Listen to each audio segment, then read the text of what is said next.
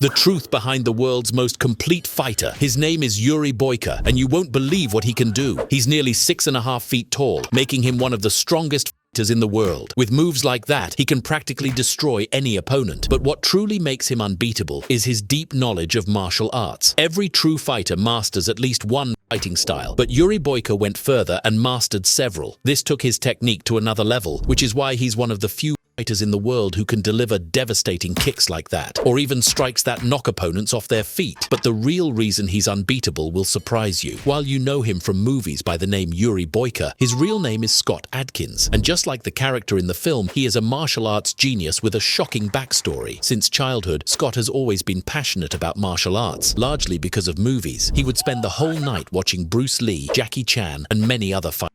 That's why he always dreamed of becoming a real fighter and starring in fight movies, just like his idols. So much so that at the age of 10, he asked his parents to enroll him in a judo academy to learn how to fight. And that's how he began to love the world of fighting. But unfortunately, the reason he became this amazing fighter is quite sad. At the age of 13, he experienced a major trauma that changed his life forever. He was a victim of a robbery where they took his bicycle, and not knowing how to defend himself, he ended up being humiliated. This really messed with him, and like most people who go through this, Scott ended up traumatized. Of course, if it were today, the outcome would have been very different. But back then, he didn't have the muscles and skills he has now, so he couldn't react. But it was at that moment that Scott decided he would get stronger and never let something like that happen again. To achieve that goal, he built a gym in his garage and started training intensely every day. At first, his gym was quite basic, but he was so focused that he ended up taking it to another level, turning the space completely professional. That was when he started to become the most well-rounded fighter in the world. Every day, he trained in martial arts like taekwondo, kickboxing, karate, and many others. But the most amazing thing is that he never stopped studying. Even after mastering those styles, he still wanted more. That's why he went back to studying judo, and even some more daring styles like ninjutsu and jujitsu. This gradually helped him overcome his trauma and get closer and closer to achieving his dream of becoming a famous fighter. Because of his love for fighting,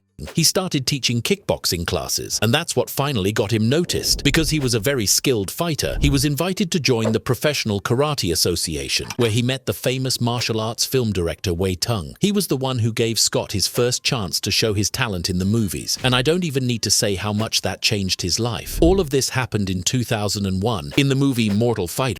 And since it was his first role, it wasn't very big. Luckily, that was enough to give him the push he needed to become a successful actor. Right after that movie, his career took off, and he started acting alongside several other successful actors like Sylvester Stallone, Jason Statham, and Van Damme. But by far, his biggest success was that movie.